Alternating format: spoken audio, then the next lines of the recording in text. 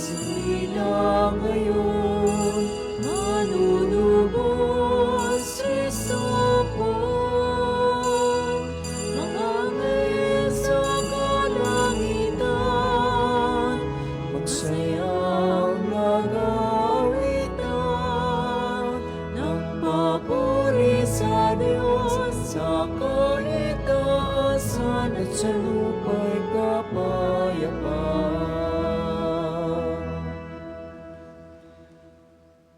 Magandang umaga po sa inyong lahat. Magandang umaga po, Father.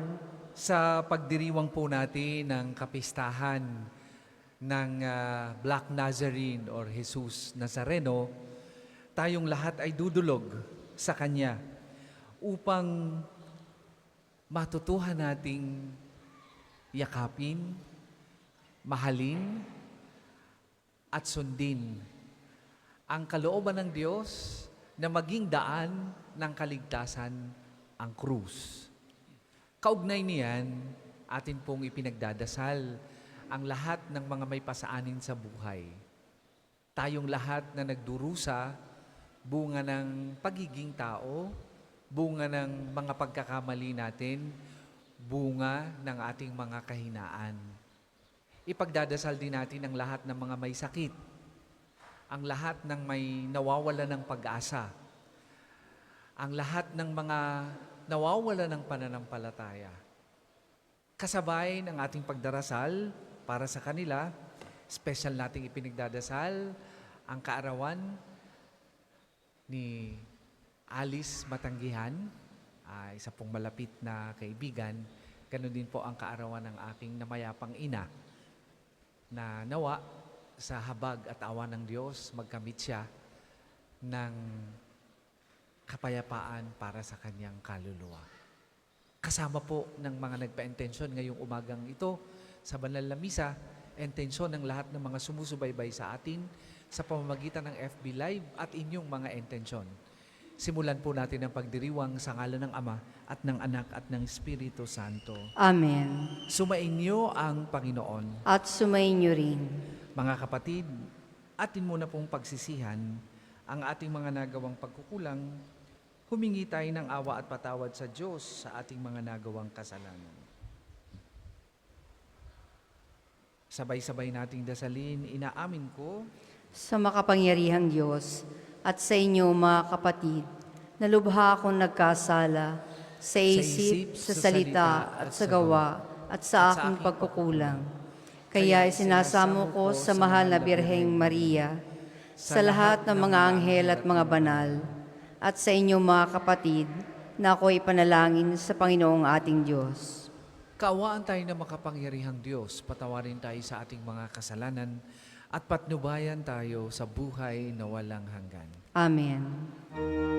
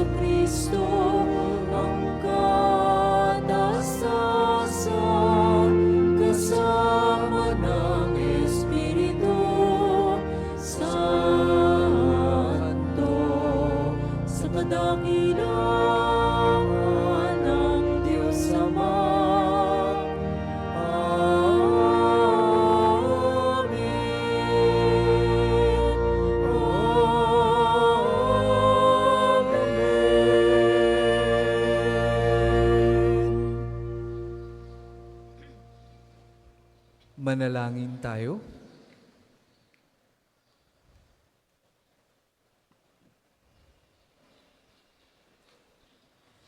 Ama naming makapangyarihan, niloob mong akuin ng iyong anak ang krus at kamatayan upang ang sangkatauhay matubos at mabuhay.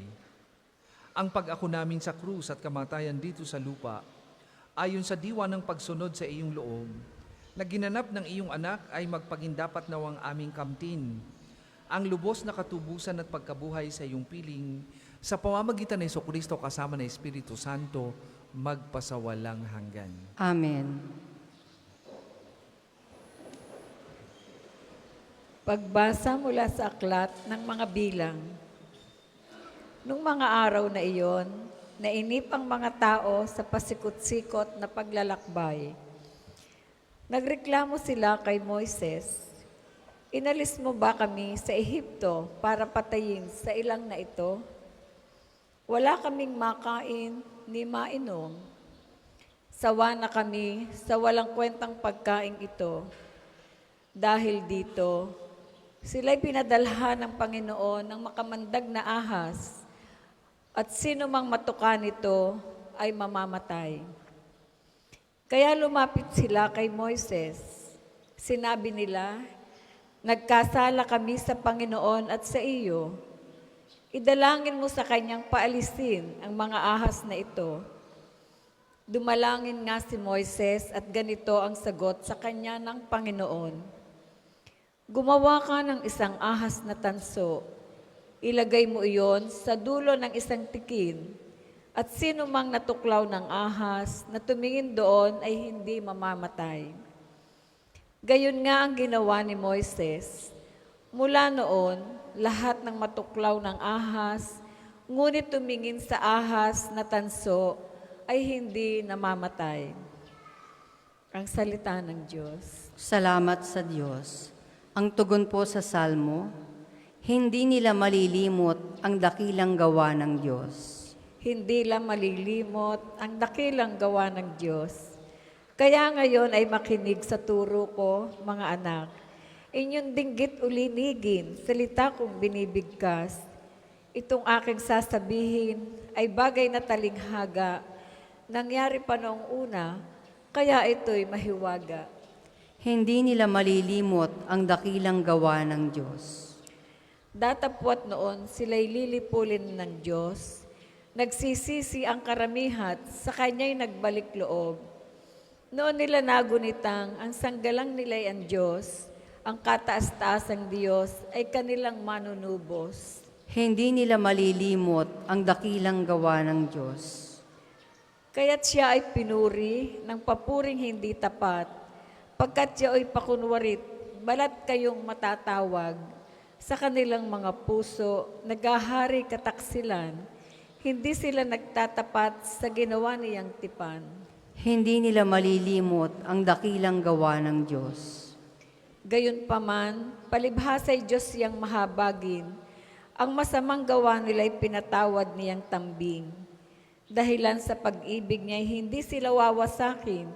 Kung siya'y may nagagalit, ito'y kanyang pinipigil.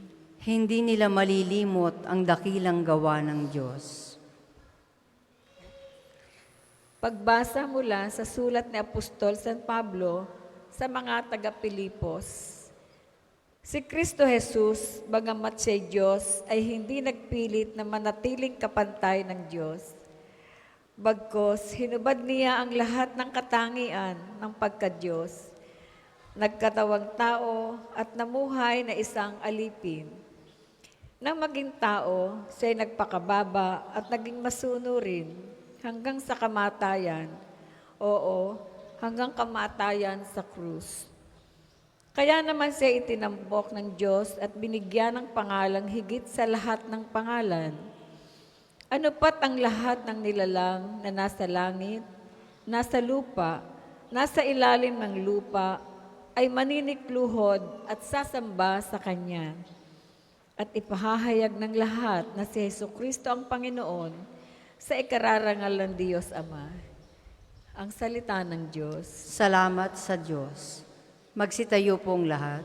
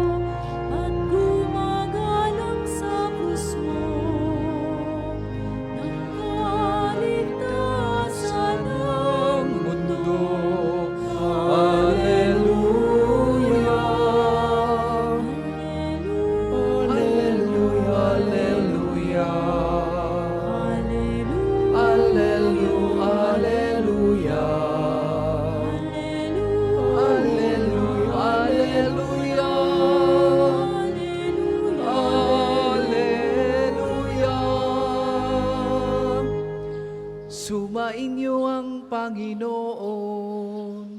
At sumainyo rin. Ang mabuting balita ng Panginoon ayon kay San Juan. Papuri sa iyo, Panginoon.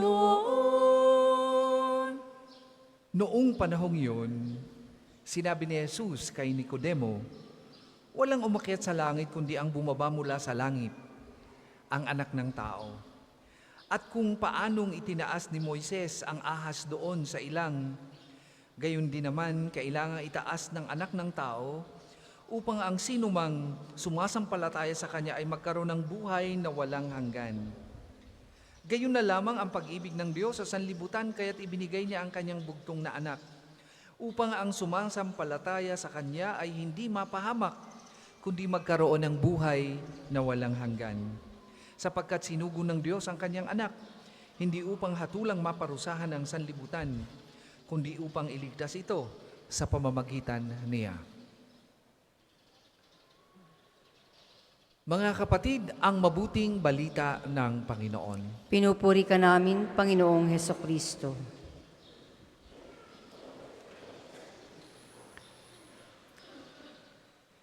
Sino sa inyo ang walang pasaanin sa buhay?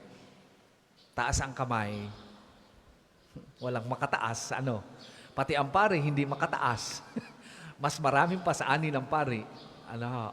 Lahat tayo ay may pasaanin sa buhay. Iba-iba nga lang.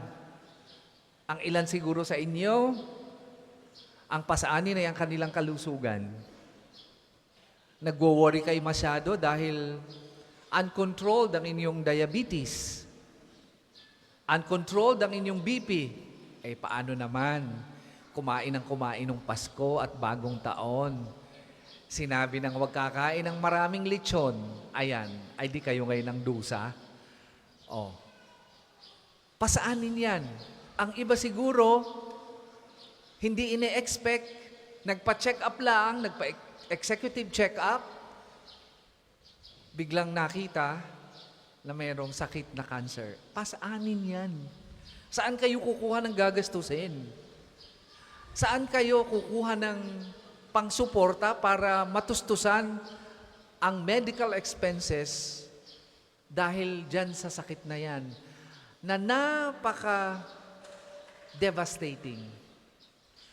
Kasi hindi lang bulsa ang inyong sinisira, pati ang inyong emosyon, pati ang inyong isip, lahat-lahat na sa inyo, pati ang inyong katawan.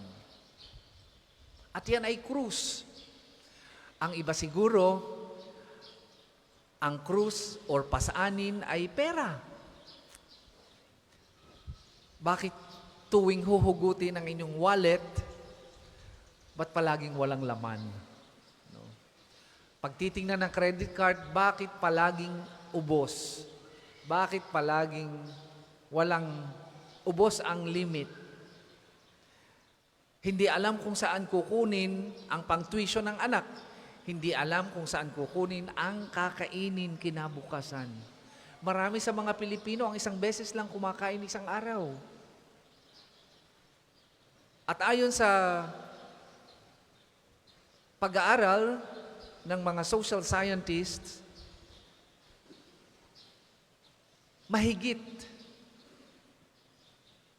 sa 50% ng Pilipino ang talagang naghihirap at ukop na ukop lang ang kinikita sa pang-araw-araw. Napakaliit ng porsyento na talagang makakategorize na mayaman. And this is ay cross. This is pahirap. This is pasaanin. Walang sino man sa atin ang maging gustong mahirap. Lahat tayo gustong umangat sa buhay. At hindi lahat ng Pilipino kaya mahirap ay tamad. Hindi po ako naniniwala doon. Maraming Pilipino ang nagsisikap pero walang opportunity na maibigay ang pamahalaan. Kasi naman, yung inilalagay at niluluklok natin doon sa Kongreso ay maling mga tao. Ang iniluluklok natin, yung mga inuuna muna ang kanilang sarili. Tingnan ninyo. Zero ang PhilHealth na budget. Parusa yan sa katulad nating mga Pilipinong nagsisikap para siguraduhin ang ating kalusugan ay matutustusan kahit papaano. Pabigat yan. Zero ang budget sa PhilHealth. Dahil lang daw sa gustong parusahan ang PhilHealth dahil hindi ginagastos.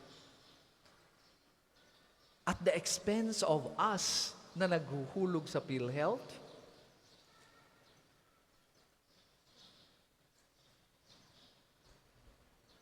ang binigyan ng malaking pondo yung pang dole out kasi malapit ng mag-eleksyon. Parusa yan sa ating mga common tao. Pabigat yan. Kaya daw, maraming Pilipino ang deboto ng Nazareno. Milyong-milyong Pilipino ang deboto ng Nazareno because nakaka-identify sila sa krus ni Kristo. At lahat ay nakaka-identify tayo dyan dahil lahat tayo ay may pasaanin sa buhay. Yun nga lang, iba-iba tayo ng pagtingin. Merong sa gitna ng pasaanin sa buhay, sinisisi ang Diyos at ang ibang tao. Bitter, kung sinisinong bine-blame sa kanilang paghihirap at parusa, o paghihirap at pasaanin. Pero pag ang isang tao ang tingin sa krus ay bitter, ang buhay niya hindi magiging better kailanman. Ang isang bitter na tao na ang pagtingin sa krus ay pahirap at pabigat, sinisisi ang Diyos, sinisisi ang ibang tao, kailanman ay hindi magiging better ang buhay. Lagi yang nag-aalala, lagi yang mainit ang ulo, lagi yang nagko-complain. Tinutulungan mo na nga, inaalagaan mo na nga, pinapaltan mo na nga ng diaper, nililinis ang kanyang sugat, siya pa ang masungit. Ungrateful. Kasi hindi matanggap at hindi mayakap ang kanyang pasaanin sa buhay. On the other hand, may mga tao naman na kahit ang bigat ng pasaanin sa buhay, parang wala lang. Sapagkat they learn to embrace the cross as part of their liberation and glorification. At ito ang nagbunsod sa kanila para mas lalong lumakas ang kanilang pananampalataya kay Jesus na siyang naging kadluan ng kanilang pag-asa. At yung dalawang klase o dalawang attitude na yan ng pagtingin sa krus ay kitang-kita natin sa unang pagbasa. Nung dalhin ng Diyos at i-liberate ang mga Israelita sa Ehipsyo, sa kanilang pagkaalipin, nung sila'y nagugutom na, nagreklamo sila sa Diyos. Panay ang complaint sa Diyos. Sa halip na palakasin ang kanilang pananampalataya at maging challenge sa kanila at maging opportunity para ito'y maging daan sa kanilang pagpapalakas ng sarili bilang isang bayan, bilang isang pinili, naging bitter. Kaya ang buhay nila ay hindi naging better. Pinarusahan ng Diyos. Yan ang unang attitude ng mga tao pagdating sa krus o sa pasaanin sa buhay. Pero ang ating Panginoon at ang kanyang karanasan bilang tao at ang dahilan ng kanyang pagparito ay nagbibigay sa atin ng pag-asa upang akayin tayo sa kakaibang attitude sa pasaanin sa buhay. Ano yan? Obedience. Pagyakap sa krus at mga pasaanin natin sa buhay na magdadala sa atin sa panibagong lalim ng pananampalataya at pag-asa. Yan ang ibig sabihin ng kapistahan ng Jesus Nazareno. At dyan tayo dinadala, mga kapatid. Walang saysay ang pagsama natin sa prosesyon. Walang saysay ang pagsigaw natin ng Viva Pit Señor. Kung bitter naman tayo sa mga pasaanin natin sa buhay, does not make sense. If our crosses in life would not bring us to transformation of the heart, as such that itong mga pasaanin na ito ang nagiging daan para tayo'y bigyan ng lakas at kumapit sa Panginoon upang magkaroon ng panibagong pag-asa, deboto nga kayo ng Jesus Nazareno.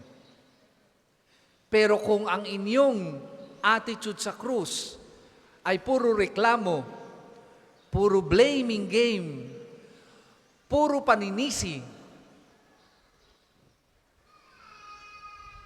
puro kapangitan ang nakikita sa buhay, kahit pasigaw kayo ng sigaw at sama ng sama sa prosesyon tuwing darating ang pista ng mahal na poong Nazareno, walang pagbabagong mangyayari sa inyo. Magdadala lamang ito sa inyong buhay para kayo'y mas lalong maging bitter at hindi makita ang ganda ng krus at pasanin bilang isang hamon, bilang isang challenge para tayo makasama sa muling pagkabuhay ng ating Panginoong Hesus. Mga kapatid, ngayong umagang ito, diyan tayo inaanyayahan ng kapistahan ng poong Jesus Nazareno. Nawa, katulad ng ating Panginoong Hesus, ang mga pasanin natin sa buhay ay maging daan natin upang magbukas ang pintuan ng malalim na pananampalataya at panibagong pag-asa. Naway tayo ay maging katulad ni Jesus, na maging ilaw ng sanlibutan at magpakita ng magandang halimbawa sa mga taong nawawalan ng pag-asa at nagiging bitter sa buhay. May we become an example or a true example of a true follower of Jesus of Nazareth, na ang buhay ay better dahil sa ating pagyakap at pag-surrender ng mga krus at pasanin natin sa buhay bilang pagsunod sa kalooban ng Diyos.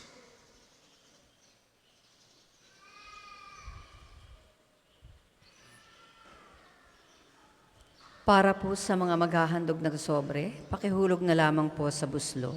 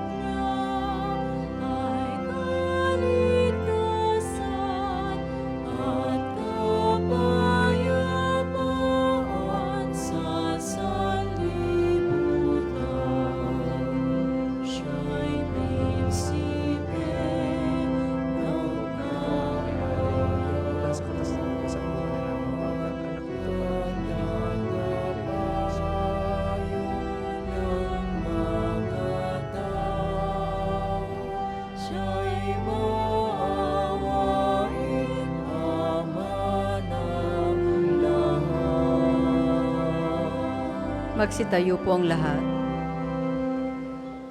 Manalangin kay mga kapatid upang ang paghain natin ay kanugdan ng Diyos amang makapangyarihan. Tanggapin nawa ng Panginoon itong paghahain sa iyong mga kamay, sa kapurihan niya at karangalan, sa ating kapakinabangan at sa buong sambayanan niyang banal. Ama naming lumiha sa ikapagpapatawad ng mga kasalanan, maganap nawa ang paghahain ito na sa dambana ng krus ay siyang pumawi sa kasalanan ng buong mundo sa pamagitan ni Jesucristo kasama ng Espiritu Santo, magpasawalang hanggan. Amen. Sumainyo ang Panginoon. At sumayin niyo rin. Itaas sa Diyos ang inyong puso at diwa. Itinaas na namin sa Panginoon. Pasalamatan natin ang Panginoong ating Diyos. Marapat na siya ay pasalamatan. Ama naming makapangyarihan, tunay ngang marapat na ikaw ay aming pasalamatan. Iyong ipinasyang sa kahoy na krus ang sangkatauhay tubusin ni Jesus. Sa punong kahoy nagkapuwang ang kamatayan, sa kahoy na krus itinanghal ang pagkabuhay. Sa punong kahoy na naig ang sumuway sa iyo, sa kahoy na krus siya'y nanaig ng masunuring anak mo. Kaya kaisa ng mga anghel na nagsisiawit ng papuri sa iyo, nang walang humpay sa kalangitan, kami nagbubunyi sa iyong kadakilaan.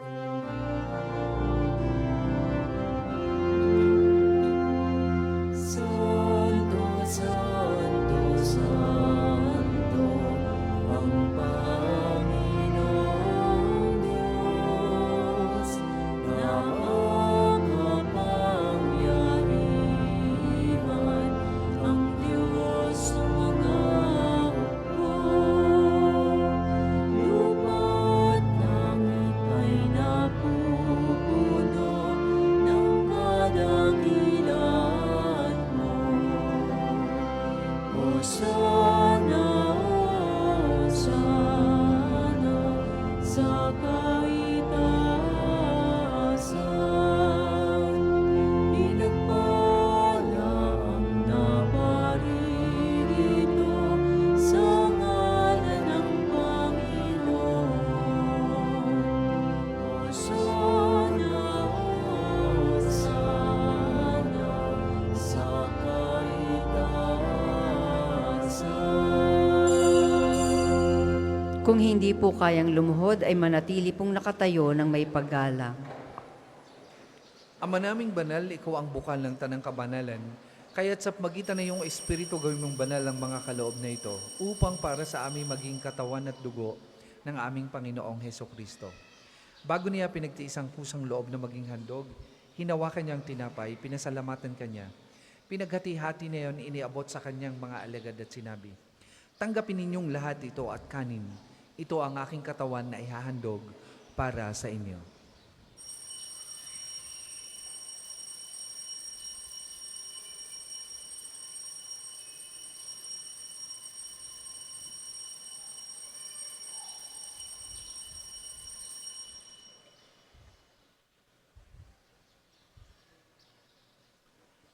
Gayun din naman nung matapos ang hapunan, hinawakan niyang kalis, muli kanyang pinasalamatan.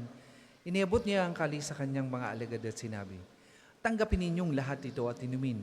Ito ang kalis ng aking dugo, ng bago at walang hanggang tipan. Ang aking dugo na ibubuhos para sa inyo at para sa lahat. Sa ikapagpapatawad ng mga kasalanan, gawin ninyo ito sa pag-alaala sa akin."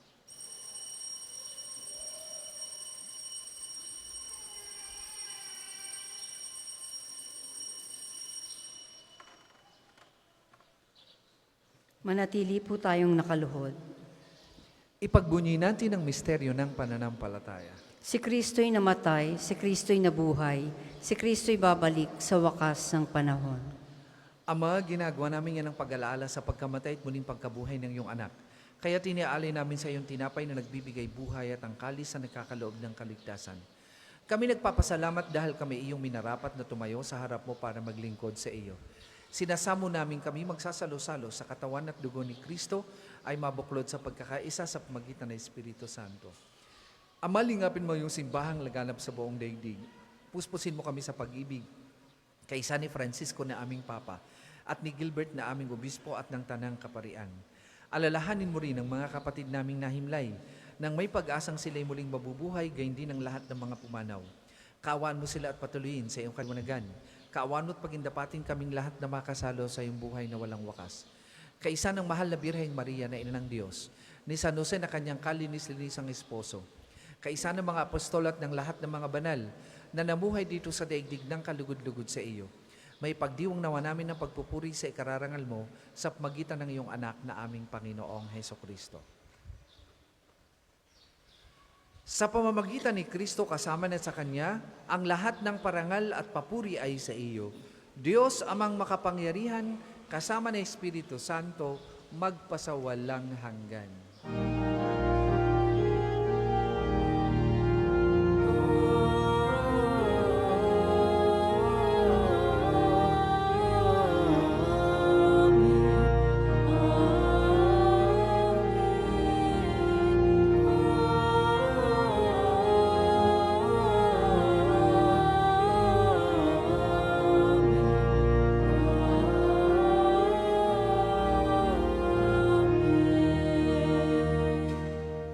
Sa tagubili ng mga nakagagaling na utos at turo ni Jesus na Panginoon natin at Diyos, ipahayag po natin ng lakas loob.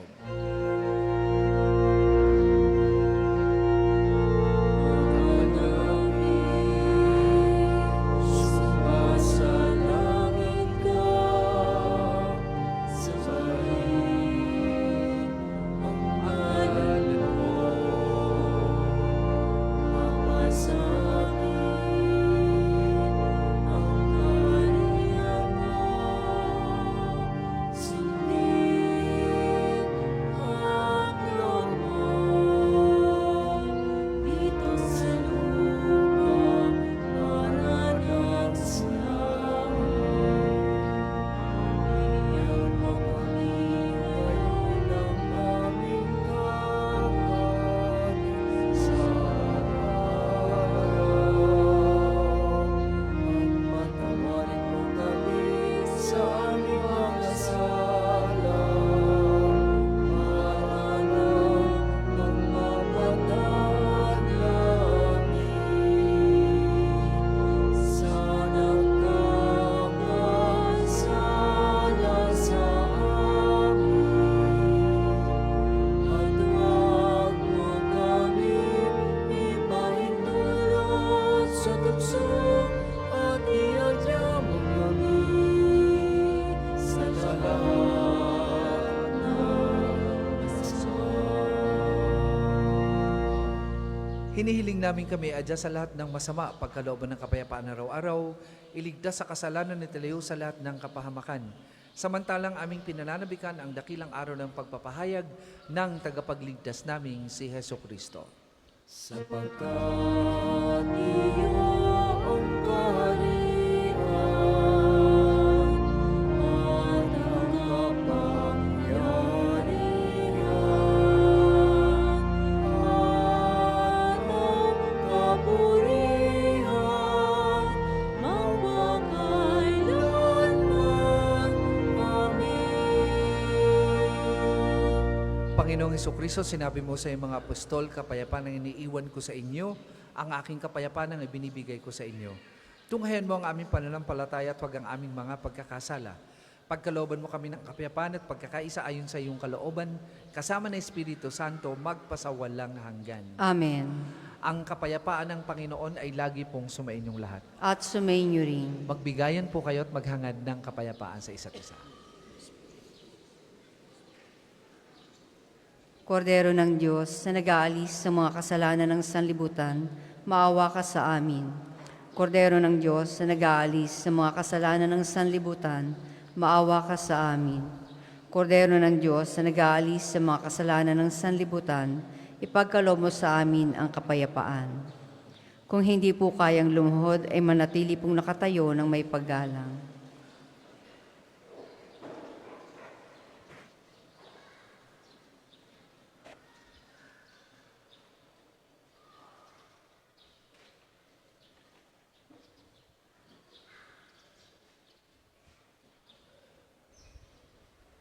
Mga kapatid, ito ang kordero ng Diyos. Ito ang nag-aalis ng mga kasalanan ng sanlibutan. Mapalad ang mga inaanyayahan sa kanyang banal na pingin. Panginoon, hindi ako karapat-dapat na magpatuloy sa iyo. Ngunit sa isang salita mo lamang ay gagaling na ako.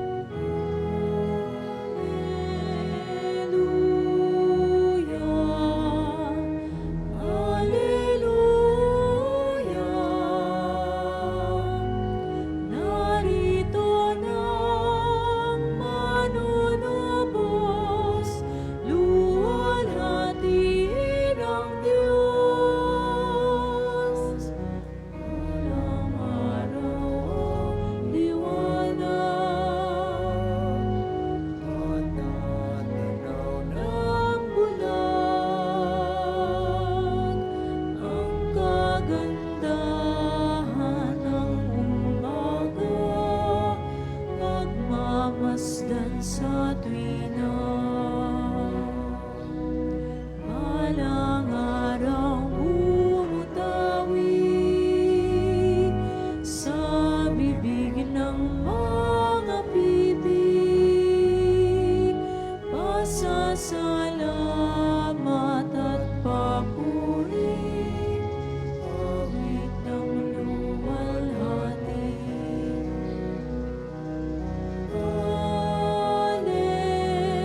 Alleluia, Alleluia. Narito na ang manunubos, luwalhati ng Diyos. Walang araw tatakbo ang pilay at ang lumpa, magsasayaw sa kagalakan, ihindak sa katuwaan.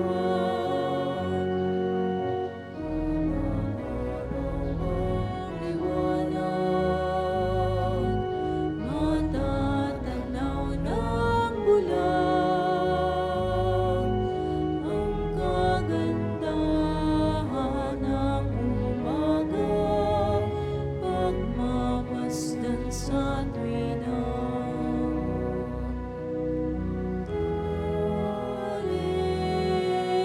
Alleluia, Alleluia. Narito na ang manunubos, luwalhati ng Diyos. Ang second collection po ay para sa patuloy na pagpapaunlad ng parokya at pambansang dambana ni Santo Padre Pio at para sa mga pangangailangan ng matatanda at may sakit na mga pari ng Archdiocese ng Lipa. Salamat po sa inyong handog.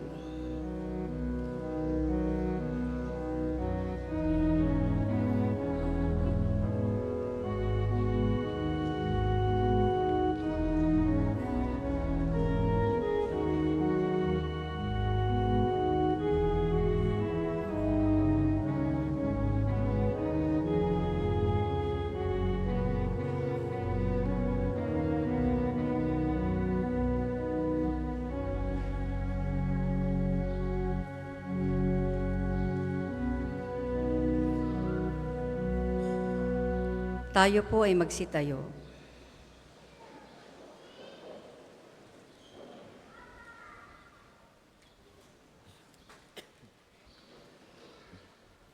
Manalangin tayo.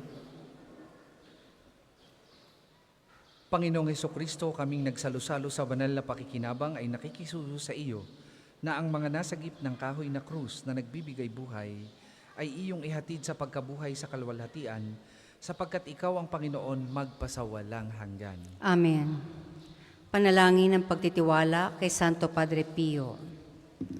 Padre Pio, taga Petrelcina, mongheng banal, pintakasing santo ng milenyong kasalukuyan, gabay namin sa pagtahak sa landasing makalangit, takbuhan sa pangangailangan, huwaran ng pagtitiis.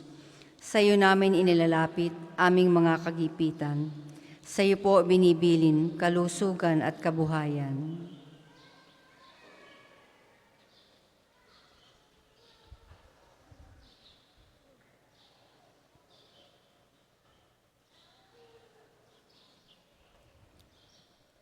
Di man karapat-dapat kami po ay pagbigyan, bendisyonan at basbasan, maging ganap sa buhay. Lumayo nawa kami, umiwas sa kasalanan. Lumapit lagi sa Diyos, maging matatag at matibay. Sa mabuting balita ng pagliligtas, turuan mo kami nawa. Sa tuwina'y makinig, magnilay at sumampalataya. Amin pong pakiusap itong mga kahilingan. Puso ay nagsisisi, nagtitikang taimtiman. Di na muling magkasala, sunod lagi sa Diyos Amang, kaysa ng Espiritu at ni Jesus na tagapamagitan. Amen. Magsiupo po ang lahat. Mga patalastas, Una, sa inyong pagdalaw sa pambansang dambana, mangyaring pakaingatan ng inyong mga personal na gamit. Hangad namin ng isang matiwasay at maayos sa pagbisita sa National Shrine. Ikalawa, nais po namin ipagbigay alam sa inyo na ang Padre Pio Healing Bundle ay available sa ating mga tindahan. Ang langis na kasama nito ay may halo ng langis na mula sa puno ng olibo na binasbasa ni Padre Pio nung siya'y nabubuhay pa. Naway maging daan ang ating healing bundle sa pagkakamit ng kagalingang mula sa Diyos. Ang susunod pong misa ay sa ganap na 12 ng tanghali. Maraming salamat po at mangyaring panatilihin natin ang kalinisan, katahimikan at diwa ng pananalangin sa loob at labas ng ating mga simbahan. Magsitayo na po ang lahat para sa pagbabasbas ng religious articles. Mga kapatid, manalangin tayo sa Diyos amang makapangyarihan upang tayo maging kawangis ni Kristo sa taimtim na pagdalangin sa tulong ng mga larawan at mga dasalan. O Panginoong Diyos, Ikaw ang bukal ng lahat ng pagpapala at biyaya. Ibuhos mo yung bendisyon sa mga gamit na ito sa pananalangin, mga rosaryo, imahin, dasalan, nagpapalala na iyong kabutihan, kabanalan at pagmamahal sa amin, upang lahat na dumulog at magdasal gamit ang mga ito ay magtamo ng iyong awat biyaya. Lobin mong tularan nila ang kabanalan at aral ng Panginoon at ng mga santo, magpasawalang hanggan. Amen. Ama namin, sumasalangit ka, sambahin ang ngalan mo, mapasa amin ang kaharian mo, sundin ang loob mo dito sa lupa para nang sa langit.